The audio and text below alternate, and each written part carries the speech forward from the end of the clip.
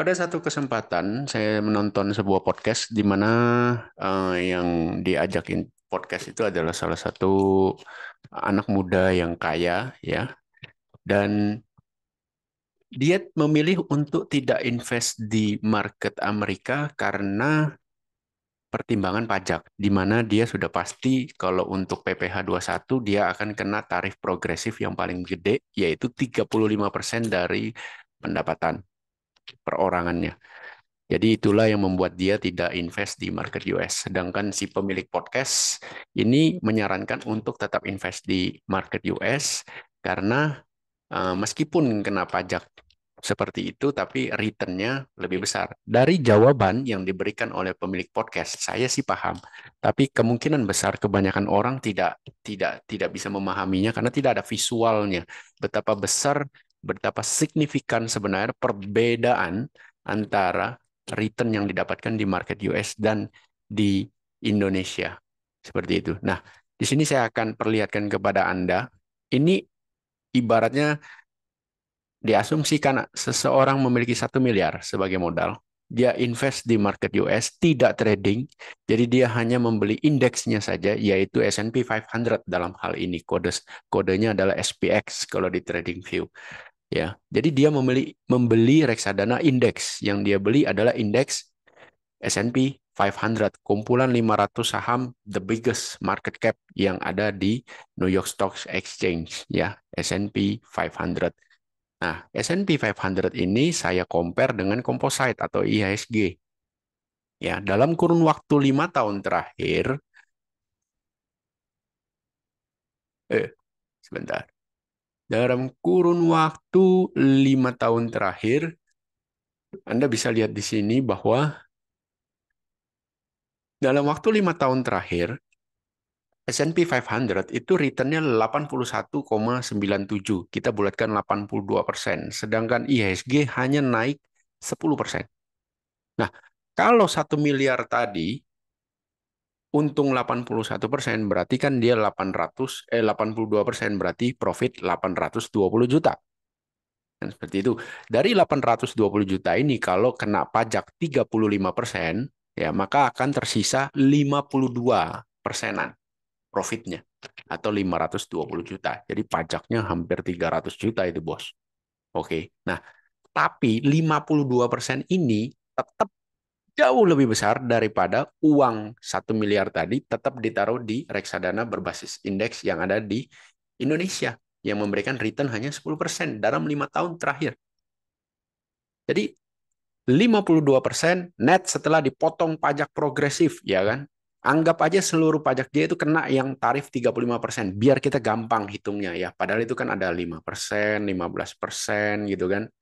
Pendapatan sampai dengan 60 juta itu kena 5%, sampai dengan berapa itu kena 15, kemudian naik lagi. Ada jenjangnya. Nah, kita anggap semuanya kena 35% deh, biar gampang hitung.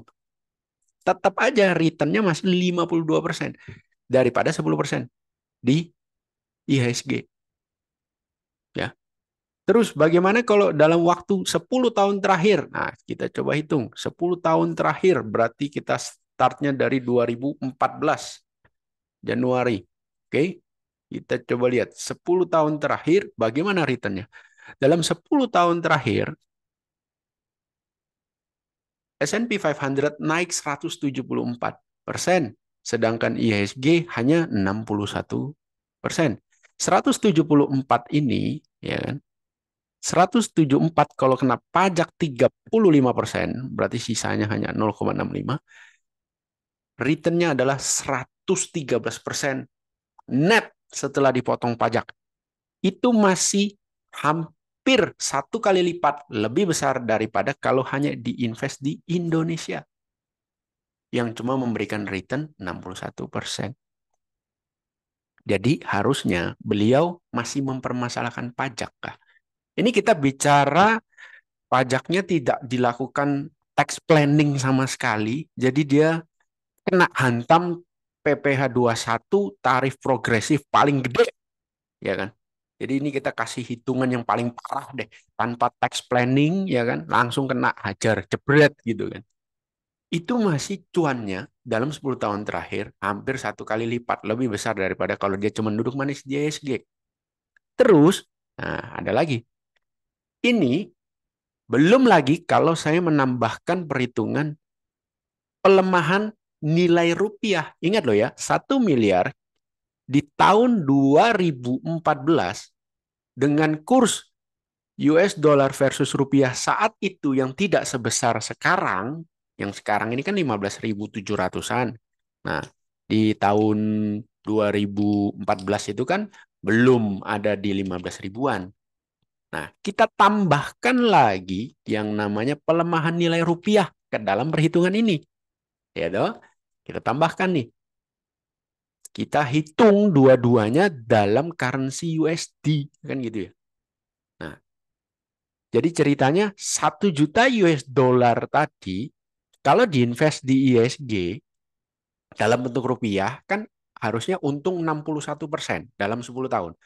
Tapi karena nilai rupiah itu melemah terhadap US dollar, maka kalau kita konversi ke dalam US dollar, itu sebenarnya dalam 10 tahun terakhir Anda invest di indeks reksadana IHSG yang berbasis indeks hanya profit 23%, bos.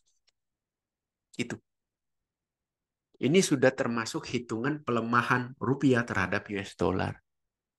Jadi kalau bisa dibilang dalam 10 tahun kalau Anda invest di USD, invest di Amerika pada reksadana indeks S&P 500, Anda profit 113% sudah dipotong pajak progresif. Sedangkan kalau di Indonesia hanya profit 23%. Anda pilih yang mana? Udah jelas dong pilihannya. Harusnya pajak bukan lagi menjadi masalah bagi orang yang mau invest di market US. Dan ini pun tidak harus trading, bro. Cukup beli reksadana, jebret, taruh. Dah. Terus, ini saya belum bicara lagi soal reksadana yang lain. Di mana di Amerika itu, reksadananya itu banyak macamnya. Ambil contoh S&P 500 ini ya. Ada reksadana yang berbasis S&P 500 tapi returnnya 2 kali, dikali 2. Jadi maksudnya begini, kalau dalam 1 tahun, nggak usah 1 tahun, misalnya hari ini S&P 500 turun 2%, maka reksadana yang dikali 2 ini turunnya 2%, karena dikali 2. Kalau hari ini turun 3% S&P 500, maka reksadana yang dikali 2 itu turunnya 6%. Ya. Tapi kalau hari ini S&P 500 naik 5%, maka reksadana yang dikali 2 itu returnnya naik 10%. Kali 2, bos. Itu namanya kodenya Anda bisa, bukan namanya SSO. Ya. Ini reksadana S&P 500 kali 2. Nah, artinya apa? Kalau dikali 2, maka returnnya, kalau dari 10 tahun yang lalu sudah beli SSO, returnnya 496%, bos. 496%, ya, 496%, potong pajak progresif, ya, potong pajak progresif 35%, berarti sisa 65% saja returnnya, yaitu 322%, bos, dibandingkan Anda cuma invest di indeks reksadana indeks IHSG yang memberikan return 23% dalam 10 tahun terakhir karena terdepresiasi nilai rupiahnya.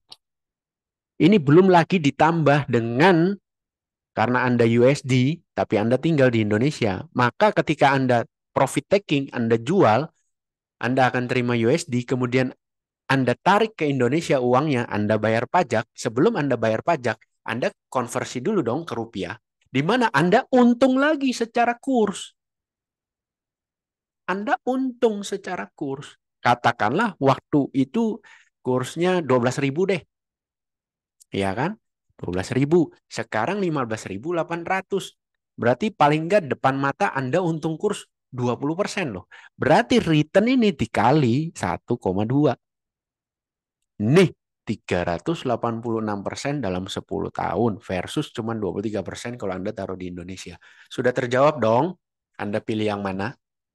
Belum lagi saya kasih lagi yang namanya reksadana indeks di mana dia fokusnya ke saham-saham Nasdaq, saham-saham teknologi. Anda semua sudah tahu dong, Amerika itu ibaratnya saham-saham teknologinya itu betul-betul unggul, ya kan, dibandingkan negara-negara yang lain. Nasdaq, ya kan. Nah, reksadana Nasdaq itu ada juga yang seperti tadi SSO dikali dua, tapi ini kalinya tiga, bos. Nah, jadi reksadana berbasis indeks Nasdaq, tapi return kali tiga, bos. Jadi kalau turun 10% Nasdaqnya, berarti Anda rugi 10% kali tiga, ruginya 30%. Tapi kalau Nasdaq naik 10%, Anda untungnya 10 kali tiga, berarti Anda returnnya 30%. Kodenya adalah TQQ. Ya. Ingat, Anda bukan jual beli, jual beli, jual beli, jual beli. Tidak. Anda cukup beli duduk manis. Gitu. Itulah reksadana indeks. Beli duduk manis. Anda yakin prospek prospek indeks yang Anda beli itu akan bagus. Misalnya Anda beli S&P 500, Anda yakin 500 perusahaan ini performance-nya akan bagus dalam 10 tahun ke depan, ya Anda beli S&P 500. Tapi kalau Anda yakin dengan, oh, teknologi ke depan akan gila-gilaan ini karena AI ini, bla bla bla bla bla bla bla, misalnya gitu kan, ya Anda belinya TQQQ, Nasdaq kali 3.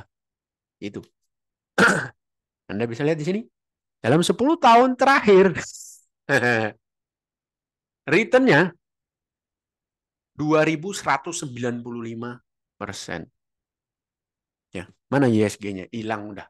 Saking kecilnya tadi ya. 2195%. Oke, sekarang 2195% kali 0,65, artinya sudah dipotong pajak progresif 35%. Maka return Anda masih tersisa 1426%.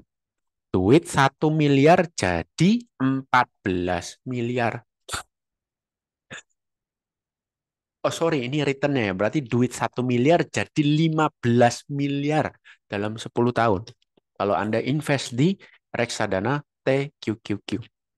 Nasdaq kali 3. Ini sudah dipotong pajak progresif loh ya. Masih returnnya begitu. Tambah lagi untung kurs. Ini returnnya. Uang 1 miliar jadi 17 miliar dalam 10 tahun. Nggak ngapa-ngapain bos. Cuman dibelikan reksadana indeks. Ya, itu perbedaan signifikan. Oh pasti terus, wah ini jangan-jangan reksadana berbasis indeksnya kayak di Indonesia ini. Sepi. Gak ada peminatnya.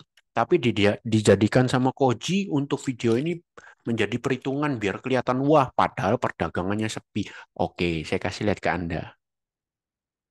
SSO ya, Anda lihat di sini. Per hari rata-rata value transaksi untuk SSO adalah sebesar 247 juta US dollar per hari. 247 juta US dollar per hari kali, ya berapa rupiah itu? Kali 15.700 deh. Rupiahnya berapa? 3,83 T ya. Ini 3,8 T. Value transaksi per hari. 3,8 T. Untuk satu jenis barang ini loh, SSO, reksadana indeks. 3,8 T. Value transaksi per harinya. Separohnya IHSG yang rata-rata cuma 8 T market regular. Oh ini jual belinya sama kayak saham. Yes, selama market buka Anda bisa jual beli. Spreadnya gimana? Waduh, apakah seperti reksadana indeks yang ada di Indonesia, spread best bid dan best offernya terlalu lebar? Jawabannya tidak. Anda cek sendiri ya, di mana chartnya betul-betul mirip dengan indeksnya. Tuh. TQQ gimana? Liquid enggak? Kita coba lihat. TQQ. TQQ per harinya itu Value transaksinya adalah 4.000 juta US dollar ini, 4,1K. 4.000 juta. Berarti kan 4 miliar US dollar, bos. Kali 15.700 sama dengan 62 triliun rupiah. Value transaksi per harinya rata-rata. Liquid enggak?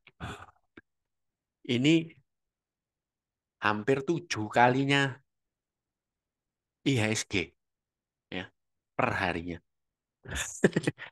Jadi harusnya terjawab ya. Ibaratnya kalau mau invest itu di mana gitu kan. Ini kita bicara invest ya, bukan trading jual beli jual beli jual beli tiap hari enggak. Bukan. Udah jelas dong terjawab dong di mana, ya kan? Masih perlu takut pajak nggak? Nggak perlu, Bos. 35% mah kecil. Dan lagi pajak itu ibaratnya simpelnya gini. Tadi kan ISG dalam 10 tahun terakhir kalau dalam bentuk rupiah kita profitnya 61%. Tapi kalau dijadikan dalam bentuk US dollar hanya 23%. Artinya ada kehilangan sekitar 30-an persen lebih ya. 35-an% lebih. Nah, anggap aja depresiasi rupiah itu, pelemahan nilai rupiah itu ya buat bayar pajak. Simpel dong. Daripada you nggak mau bayar pajak 35%, lu tetap di Indonesia. Tapi lu ruginya berapa? Itu antara 176% atau 496% atau 2000%. Itu selisihnya. Pajak bukan masalah, bos. Yang penting ini tanpa tax planning loh ya. Yang penting lu tahu medan mana sih yang sebenarnya lebih menguntungkan. Nah, kan gitu ya. Apalagi dengan kebijakan bursa belakangan ini yang ya kalau kita bisa bilang seenak udele mungkin, ya kan? Suka-suka bursa lah, mau gimana? Saham dengan market cap kecil masuk ke dalam LQ45, suka-suka dia, ya kan? Pakai kata-kata parameter lainnya, kan gitu. Jadi kapan waktu yang tepat untuk kita bisa mulai beli nih sebaiknya kok? Untuk yang tadi itu SSO dan TQQ misalnya. Waktu yang tepat untuk membeli adalah ketika indeksnya crash, bearish. Bearish itu turun berapa? Bearish itu turun 20% dari puncak tertinggi. Itu namanya bearish. Ya. Lo kenapa baru dibikin videonya sekarang? Saya dari 5 tahun yang lalu itu sudah mau masuk ke market US. Saya kasih tahu. Tapi maju mundur, maju mundur, maju mundur, maju mundur. Gara-gara apa? Pajak. Gendeng, Pak. 35%, Pak. Gendeng nih. 35%, Pak. Gendeng. Terus 5 tahun yang lalu itu saya nggak tahu apa yang namanya triple ETF, double ETF. Double ETF itu kayak SSO ya. ETF ibaratnya reksadana indeks return kali dua. Double ETF. Triple ETF itu kayak TQQQ tadi. Triple return daripada indeks acuannya. Saya belum tahu kalau ada yang mainan beginian tuh saya belum tahu. Jadi ya maju mundur, maju mundur, maju mundur, maju mundur, maju mundur. Betapa besar loss opportunity yang harus saya tanggung hanya karena pajak. Hanya karena saya takut pajak 35%. Ya, nyesel, nyesel. Tapi ya tidak ada kata terlambat. Yang penting mulai aja dulu kan gitu. Sekarang kita sudah punya knowledge-nya, kita sudah punya ilmunya, ya kita sudah punya sarananya, nggak perlu takut pajak. Jadi Anda mesti ingat, ketika indeks acuannya crash, itulah Anda mulai cicil beli ETF-nya. Dan satu lagi informasi tambahan, untuk bisa membeli triple ETF ataupun double ETF, SSO tadi sama TQQQ tadi itu, Anda harus lulus ujian. Jadi itu kebijakan dari bursanya Amerika bahwa yang bisa beli ETF dengan resiko tinggi karena kan di double dan di triple returnnya, maka harus lulus ujian. Nah, jadi di sekuritas yang saya pakai, Interactive Brokers, itu ketika kita mau order, pertama kalinya kita mau order buy, maka akan pop up. Anda harus lulus ujian, Anda harus ikut ujian. Nah, Anda mau ujian sekarang atau tidak? Kalau yes, ujian sekarang akan muncul soalnya. Jebret, multiple choice, ibaratnya pilihan berganda, pilihan ganda, ya, bukan esai. Tenang, kalau esai mah mabok dah kita. Pilihan ganda. Nah, salah satu teman saya pinter dia. Kalau saya kan pakai mikir nih jawabannya apa gitu ya, jawabannya apa gitu. Teman saya ini pintar. Pertanyaannya apa? Diketik di Google sama dia. Nanti muncul jawabannya. Jebret. Oh ya sudah, dia tinggal mencet-mencet aja. Ya, itulah bedanya kaum milenial dengan generasi eh baby. Saya milenial, dia kayaknya generasi X ya, kalau nggak salah. Jadi tidak selamanya generasi yang muda-muda ini males. Ya itu bisa dibilang males, tapi males yang smart. Lah saya mikir setengah mati gitu kan, ini jawabannya apa? Dia cuma satu kali. Saya dua kali coba, yang pertama nggak lulus. Kalau nggak lulus gimana kok? Ya coba lagi nggak apa-apa. Nggak ada biayanya kok. Ujian itu ibarat simpelnya itu kayak formalitas doang. Jawaban lu tuh harus bener semua. Artinya lu ngerti yang lu beli ini adalah produk beresiko karena returnnya dikali dua. Jadi kalau lu indeksnya turun 10%, lu ruginya bisa 20%, akan gitu. Loh ini margin kok. Bukan margin. Hanya returnnya saja yang di double atau di triple. Nah, begitu. Tapi tidak margin. Tidak margin. Jangan salah loh ya. Anda beli $1.000, jebret. Anda beli $1.000 nih, jebret. Kalau indeksnya jadi nol ya udah $1.000 Anda kalah. Gak mungkin Anda keseret-seret sampai margin apa segala macam. Nggak ada. $1.000 itu yang lu pertaruhkan. Nah, jadi itu tipsnya tadi. Kalau mau lulus ujian, pertanyaannya apa? Anda ketik di Google, nanti muncul jawabannya, Anda tinggal jawab, jebret, dah beres gitu. Semudah itu, ya. Ingat market crash ya, turun 20% minimal turun 20% dari puncak tertingginya. Baru mulai cicil. Buy ya, SSO apa atau TQQQ tadi. Semoga bermanfaat bagi Anda.